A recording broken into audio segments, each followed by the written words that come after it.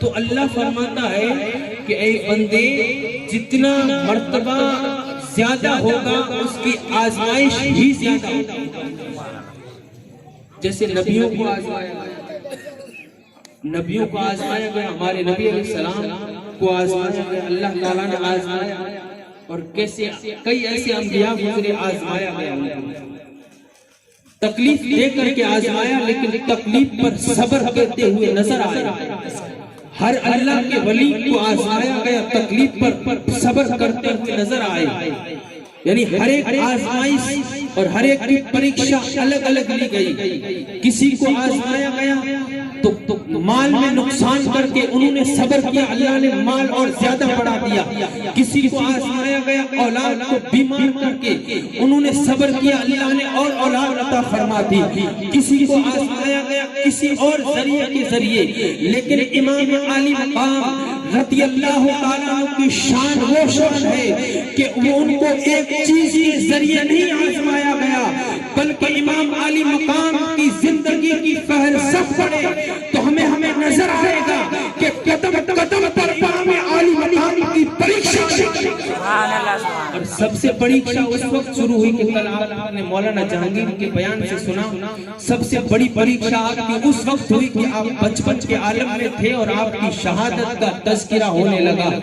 آپ شہید ہو جائیں گے, آپ کو بتا دیا گیا. سب سے بڑی پریکشا اس وقت ہوئی, سب سے بڑی آزمائش اس وقت ہوئی. پھر میرے نبی علیہ السلام امام حسین کے نانا جان اس دنیا سے پردہ فرما گئے, تو یہ سب سے بڑی آزمائش تھی.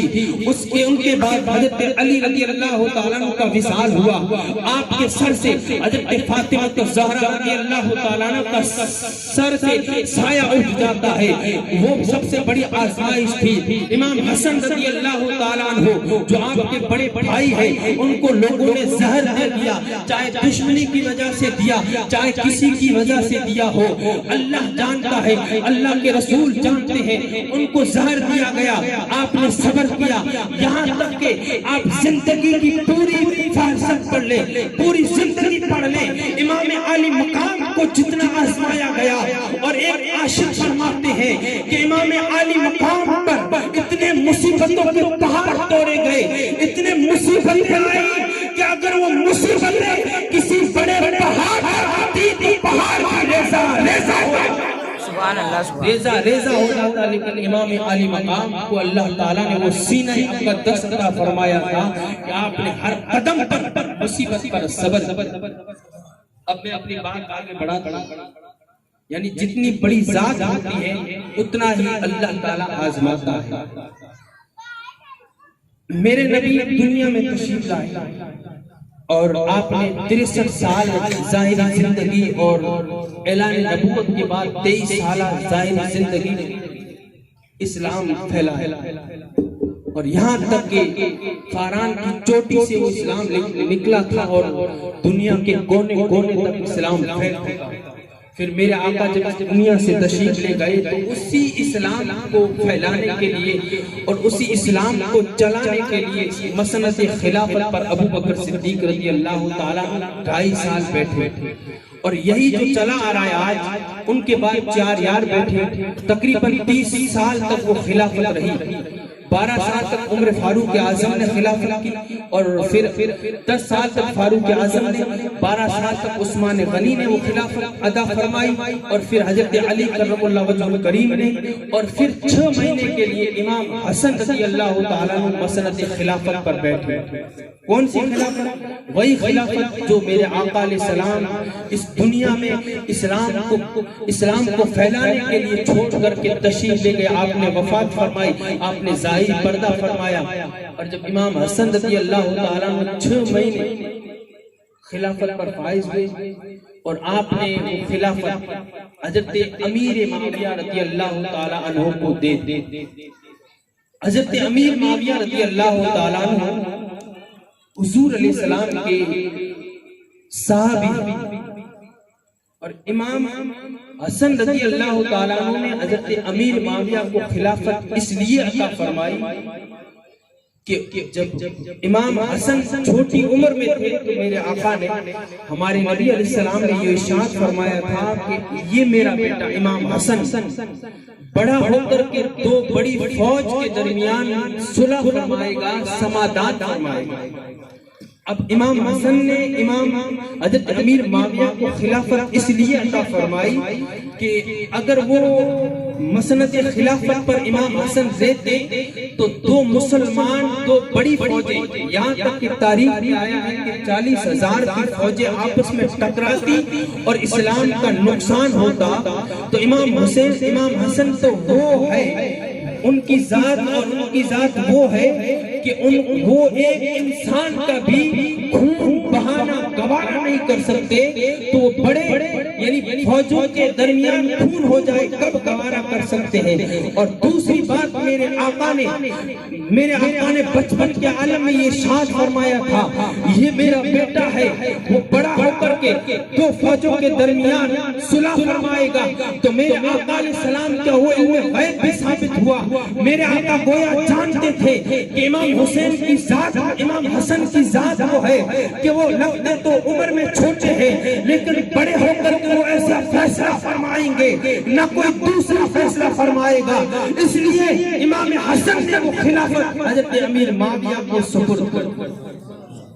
حضرت امیر معاویہ کی مسند خلافت سے پہلے حضور کو انتقال ہوئے 30 سال گزرے۔ اب حضرت امیر معاویہ رضی اللہ تعالیٰ عنہ آج کل یعنی ہمارے سنیوں میں بھی کچھ لوگ ایسے ہیں، وہ سنی تو نہیں رہے، حضرت امیر معاویہ رضی اللہ تعالیٰ عنہ کے بارے میں کچھ غلط باتیں بولتے ہیں، اور وہ لوگ ہیں شیعہ۔ اب حضرت امیر معاویہ رضی اللہ تعالیٰ عنہ کے بارے میں علماء اکرام بیٹھے پوچھے ذرا وہ کون؟ جب جبریل علیہ السلام قرآن لے کر کے تشریف لے آتے حاضر ہوتے اللہ کے رسول کی بارگاہ میں، اور وہ جو وحی لکھنے کا کام کرتے وہ حضرت امیر معاویہ کی ذات، اور حضرت امیر معاویہ رضی اللہ تعالیٰ عنہ کی حضرت حضور علیہ السلام کی ذات سے اتنی محبت اور پیار، یعنی جتنا بس ایک ہی الفاظ میں آپ سمجھ جائیں، حضرت امیر معاویہ رضی اللہ تعالیٰ عنہ نے بڑے اچھے انداز میں خلافت پر جو کام دیے گئے تھے آپ نے یعنی اس کام کو انجام دیا۔ اور حضرت امیر معاویہ کے انتقال سے پہلے آپ نے وصیت فرمائی، آپ نے وصیت یہ فرمائی حضرت امیر معاویہ ذرا ہوش سے نہیں بلکہ یعنی جوش سے نہیں بلکہ ہوش کے انداز میں آپ سنیں۔ میں اس لیے بتا رہا ہوں کہ ہمارے یہاں بھی اقبال مبارک ہر ایک کو نہیں ملا کرتا، قسمت والوں کو ملتا ہے۔ تبرک امیر معاویہ صحابی رسول ہیں، ان کو کسی چیز کا غم نہیں، کیونکہ جب اللہ کا ولی جو ہوتا ہے ولی کو کوئی غم نہ ہو کسی انسان سے اور کسی دنیا کی چیز سے، تو جو صحابی ہیں ان کو کیا غم ہوگا، لیکن حضور کی ذات سے محبت، والیانہ محبت کیسی تھی۔ حضرت امیر معاویہ نے وصیت فرمائی جب میرا انتقال ہو جائے اور جب مجھے دفن کر دو قبر میں، تو میری پیشانی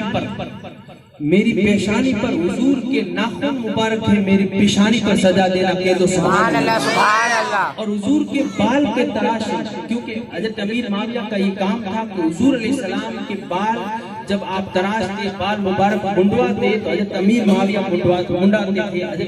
حضرت امیر معاویہ رضی اللہ تعالیٰ عنہ کا یہ کام تھا، اور حضور کے کچھ تراشے ہیں، حضور علیہ السلام کی لنگی مبارک ہے، چادر مبارک ہے، اور جب میں انتقال کر جاؤں اور مجھے قبر میں دفن کر دیا جائے، اور قبر میں جب دفن کر دیا جائے تو میری سجدوں کی جگہ پر حضور کی تبرکات ہے، حضور کے جسم سے نکلے ہوئے بال مبارک ہے، حضور سے ٹچ ہوئے جو حضور کی نورانی بدن سے ٹچ ہوئے ناخن مبارک ہے، اور جو چادر مبارک ہے اسے مجھے کفنا دینا، اور حضور کے بال مبارک اور ناخن مبارک کو میری سجدوں کی جگہ پر رکھ لینا اور مجھے سپرد خاک کر دینا۔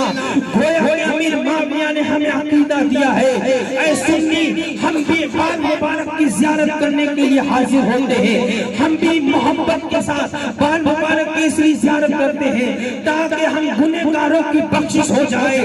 ہمارے پاس کچھ ہو یا نہ ہو لیکن تبرک کی وجہ سے کل قیامت کے دن بخشا جاؤ. امیر معاویہ نے ہمیں عقیدہ دیا ہے. اے سنیوں, تبرکات کی زیارت کرنا کسی اور کی سنت نہیں بلکہ صحابہ رسول امیر معاویہ. سبحان اللہ. امیر معاویہ رضی اللہ تعالیٰ کا انتقال ہو جاتا ہے تو اس تخت پر کون بیٹھا؟ امیر معاویہ رضی اللہ تعالیٰ کا بیٹا یزید. اب یزید کے بارے میں آپ ہمیشہ سنتے کہ بھئی یزید کیسا انسان تھا, اس کے لیے اگر ایک لفظ بولا جائے تو آپ سمجھ جائیں.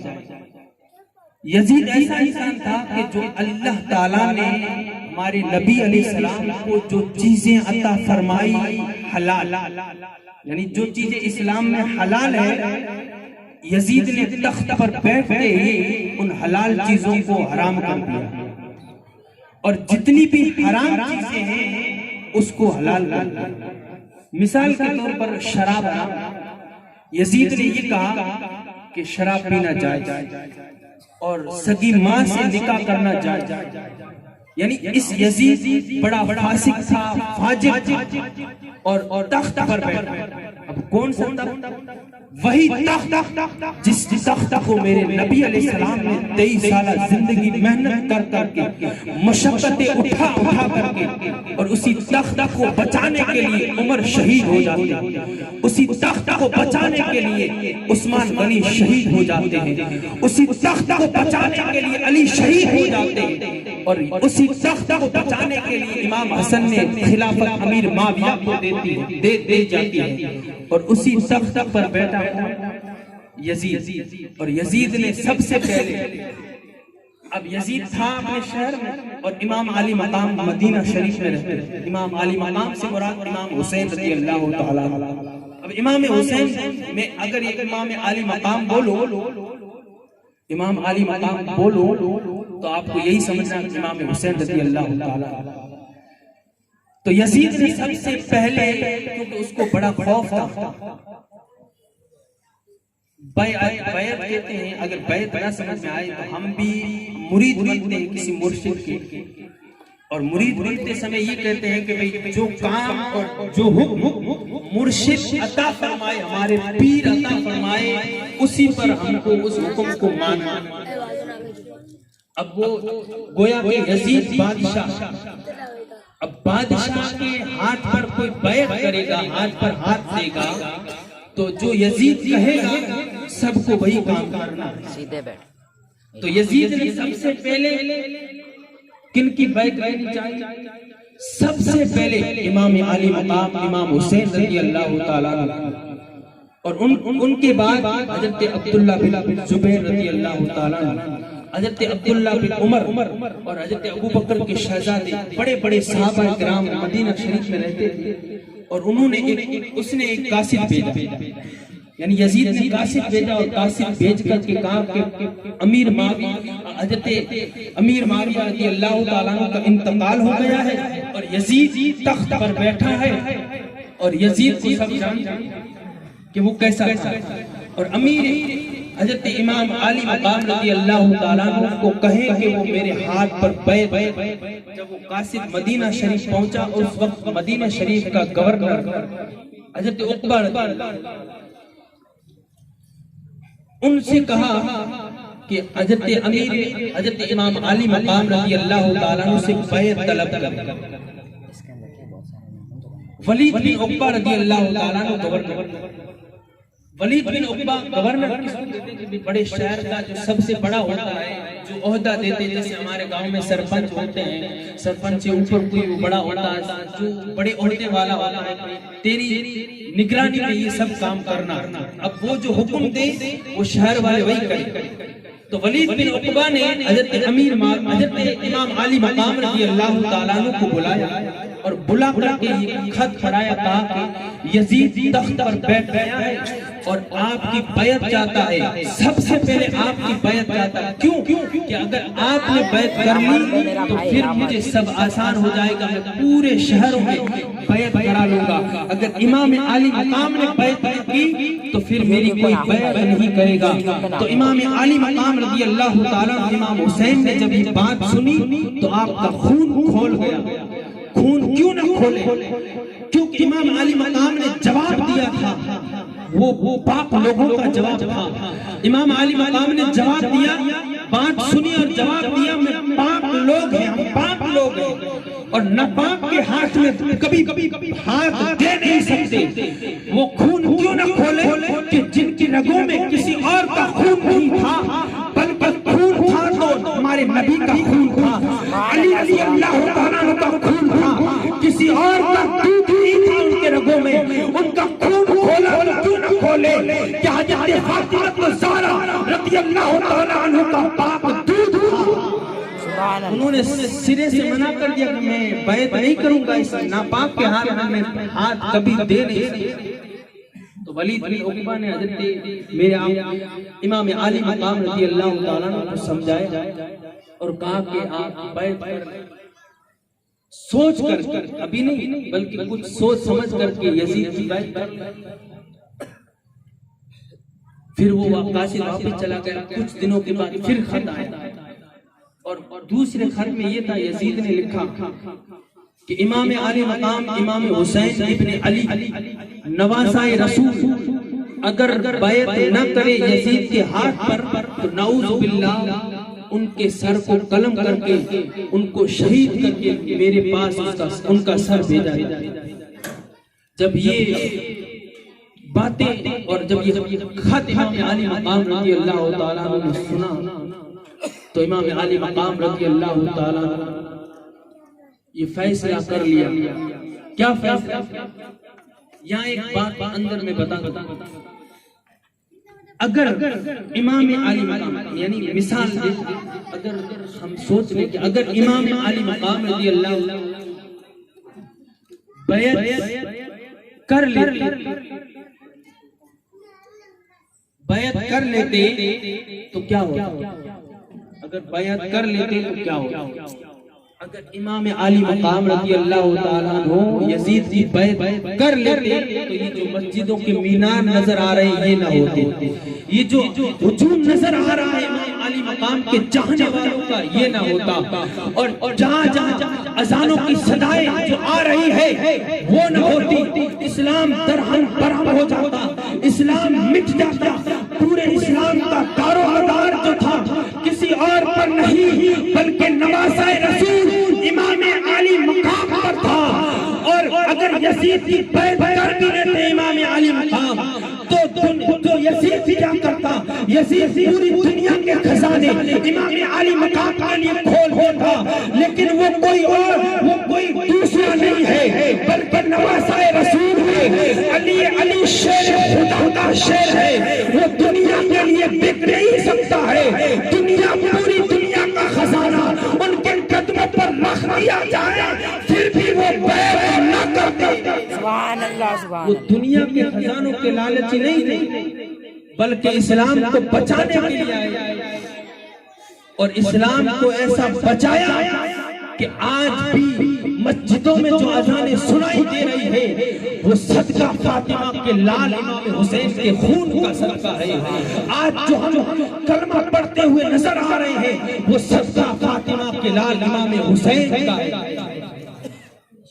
تو امام حسین نے سرے سے منع کر دیا، میں بیعت نہیں کروں گا. تو اس نے یزید نے کہا کہ امام حسین کا سر قلم کر کے نعوذ باللہ میرے پاس بھیج دے. تو امام عالی مقام نے فیصلہ کر لیا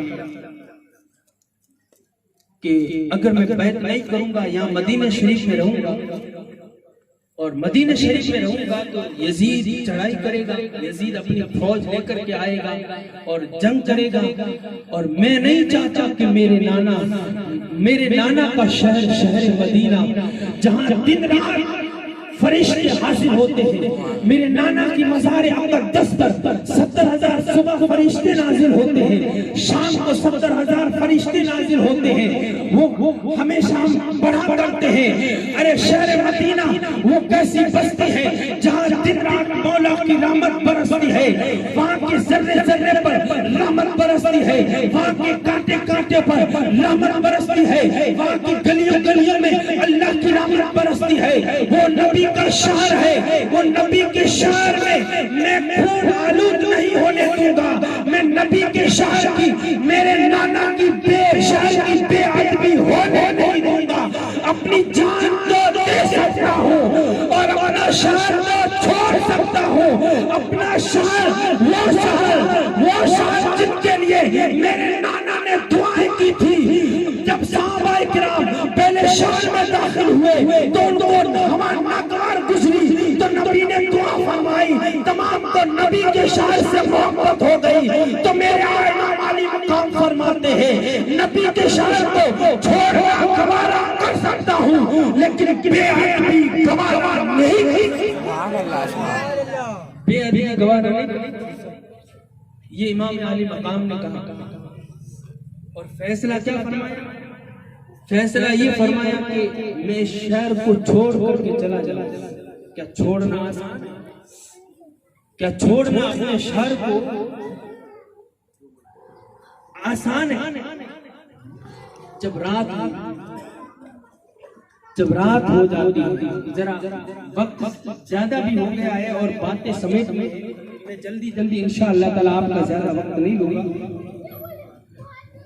جب پوری دنیا مدینہ شریف میں اس وقت کا عالم یہ تھا کہ دنیا سو جاتی تو امام علی مقام رضی اللہ تعالیٰ عنہ نے اپنے گھر والوں کو حکم دیا, ذرا توجہ رکھیں, اپنے گھر والوں کو حکم دیا کہ میرے گھر والوں, آج یزیدی دور, اسلام میں خطرے اور مجھے بچانا ہے وہ اسلام, اس اسلام کو بچانا ہے جس اسلام کو بچانے کے لیے محنت کرتے کرتے ہمارے آباء و اجداد چلے گئے, اور اس اسلام کو بچانا ہے اس لیے ہم کو شہر مدینہ چھوڑنا پڑا. یہ کہنا آسان ہے, کہنا بڑا آسان ہے. ان حاجیوں سے جب مدینہ, ہم تو پڑھے ہیں, ہم گئے نہیں, لیکن اگر تصور میں مدینہ جاتے ہیں اور مدینہ جا کر کے جب حاجی یعنی کچھ دن ٹھہر کر کے جب واپس آتے ہیں اور ان کو یہ دل میں یہ رہتا ہے کہ انشاءاللہ زندگی رہی تو ہم واپس آئیں گے. لیکن امام علی مقام کو تو جانتے تھے, بچپن سے جانتے تھے, قدم قدم پر جانتے تھے کہ مدینہ چھوڑ کر جانا ہے, پھر ہمیشہ کے لیے واپس آنا نہیں. اور ہم کچھ دنوں کے لیے کن گھروں میں رہ جاتے ہیں, جیسے بھاڑے پہ مکان پہ کچھ دن رہ جاتے ہیں, اچھے کوئی پڑوسی مل جائے اور پھر ہوتا کیا ہے, اب گھر خالی کرتے ہیں تو ہم کو بھی احساس ہوتا ہے کہ فلاں گھر اچھا تھا, وہ ہمارا وطن نہیں ہے. ارے یہ گھر کوئی عام گھر نہیں تھے جو امام علی مقام رضی اللہ تعالیٰ عنہ اور ان کے گھر والوں کو حکم دیا کہ گھر خالی کیے جائے اور گھر میں اونٹوں پر کچاوے کسے جائے, اور رات کی تاریخی ہے, مدینہ شریف کے سب لوگ سوئے ہوئے ہیں اور امام علی مقام رضی اللہ تعالیٰ عنہ کے گھر والے گھروں سے سامان خالی کر رہے ہیں اور کجاوے کچ رہے ہیں, اونٹوں پر کجاوے پر سامان لاد رہے ہیں. کوئی عام گھر نہیں تھے بلکہ یہ وہ گھر تھے کسی عاشق نے تڑپ کر کے یوں چاہا ہے بے اجازت جن کے گھر جبرائیل آتے نہیں, قدر والے جانتے ہیں قدر و شان. سبحان اللہ, اللہ اکبر, یا رسول اللہ. یہ کوئی عام گھر نہیں تھے بلکہ جبرائیل بھی ان گھروں میں آنا چاہتے تو پہلے اجازت مانگتے, اور جب اجازت مل جاتی تو جبرائیل حاضر ہو جاتے. یہ ہمارے عام گھروں کی طرح نہیں تھے. ارے یہ تو وہ گھر ہے کہ بے اجازت جن کے گھر جبرائیل آتے نہیں. قدر والے جانتے ہیں قدر و شان اہل بیت, جو قدر والے ہیں وہ قدر شان اہل بیت جانتے ہیں. جن کے یہاں قدر نہیں وہ اہل بیت کی کیا شان ہے. پھر ہوا پوری دنیا نیند میٹھی نیند سوئی، پوری دنیا میٹھی نیند سوئی، ہم کس طرح بیان کریں؟ اور ایک ایسی ذات ہے جو سوئی نہیں بلکہ کبھی اپنے نانا جان نواسے، اپنے نانا جان ہمارے نبی صلی اللہ تعالیٰ علیہ وسلم کی روزہ مقدس پر حاضری دے رہے ہیں۔ پوری دنیا سوئی ہے، رات کا اندھیرا ہے، یزیدی دور ہے، اسلام ہے خطرے میں، ایک ذات ایسی ہے تو کبھی اپنی امی جان فاطمہ الزہرا رضی اللہ تعالیٰ عنہ کے مزار اقدس پر حاضری دے رہے ہیں، کبھی اپنے بھائی کے مزار اقدس پر حاضری دے رہے ہیں، اور کبھی جنت البقیع میں 200 احباب کی قبروں پر حاضری دے رہے ہیں۔ اور میں اپنے الفاظ میں کس طرح بیان کروں، وہ مدینے کی جدائی انہوں نے کیسے برداشت کی ہوگی جو دنیا پوری میٹھی نیند سو رہی ہو۔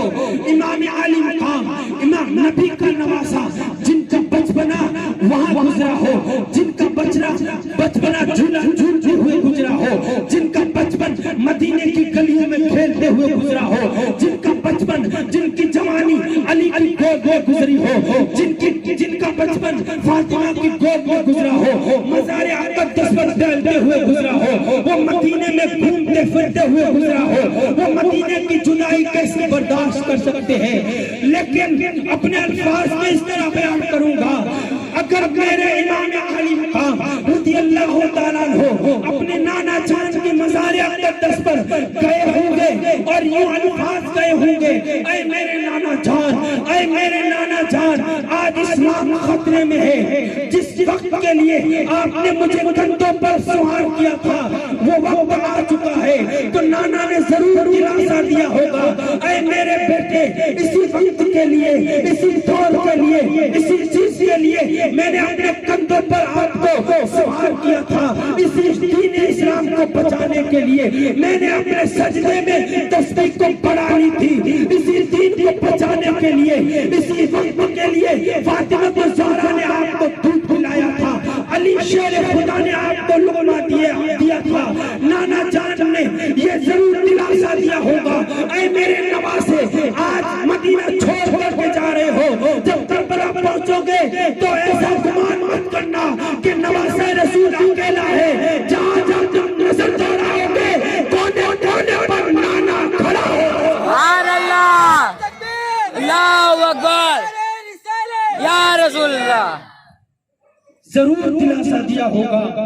اور فاطمہ الزہرا رضی اللہ عنہا، بیچ میں بات یاد ہے، امام اعلیٰ حضرت، یہ بریلی شریف کے امام اعلیٰ حضرت جن کے ذریعے سے ہم نے عشق رسول سیکھا، جن کے ذریعے سے ہم نے عشق رسول سیکھا، ہمارے دلوں میں جو محبت امام علی مقام نظر آ رہی ہے، صدقہ امام اعلیٰ حضرت، سبحان اللہ، انہوں نے دین کو، امام علی مقام نے دین کو بچایا، اسی طرح امام اعلیٰ حضرت نے اسلام کو یا ہندوستان میں بچایا۔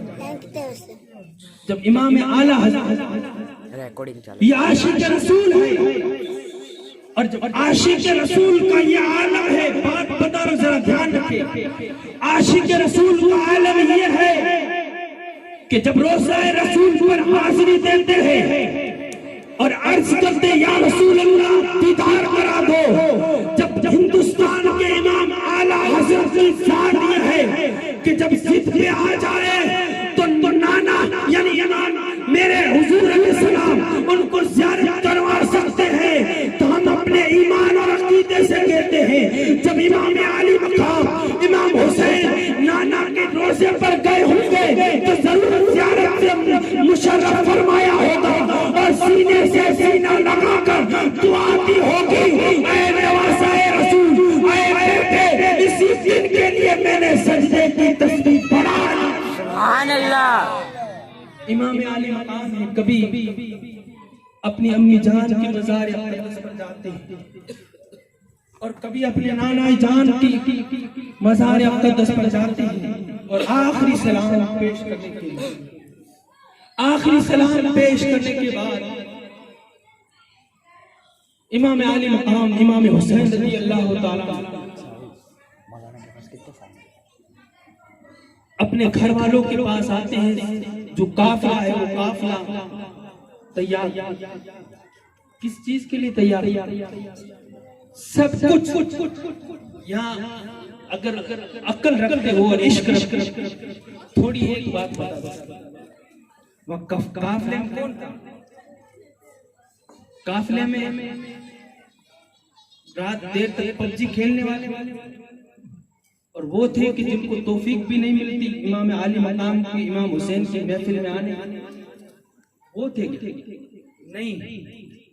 ان قافلوں میں کچھ بچیاں بھی تھی، چھوٹی ننھی عمر والی، کچھ بچے بھی تھے اور کچھ بیمار بھی تھے، اور یہ تھے سب اہل بیت نبی کے گھرانے والے۔ یہ جو احسان ہم پر کہہ کر چلے گئے، یہ احسان ایسا احسان ہے کہ ہم ان کا ذکر کر کے بھی نہیں چکا سکتے، ہم کو اتنی بھی توفیق نہیں ملتی کہ ہم ان کا ذکر کر سکتے۔ قربان جائیں ہم آپ پر قربان جائیں۔ وہ گھر اس لیے چھوڑ رہے تاکہ اسلام بچ جائے، اور اپنا شہر اس لیے چھوڑ رہے ہیں، چاہے کیسا بھی ماحول ہو، غریبی کا عالم ہو یا کچھ بھی عالم ہو، سامنے جانا کہاں ہے کوئی پتہ نہیں کہاں جانا ہے، لیکن حکم مل گیا نبی کا شہر چھوڑ رہا ہے۔ کس لیے؟ وہ اس لیے شہر چھوڑ رہا ہے تاکہ اسلام ہم تک پہنچ جائے۔ سبحان اللہ، سبحان اللہ۔ لیکن ہم مسجد کی ہم جو ہے بستر سے مسجد تک نہ پہنچے، بس یہیں تک ہم ختم ہو گئے۔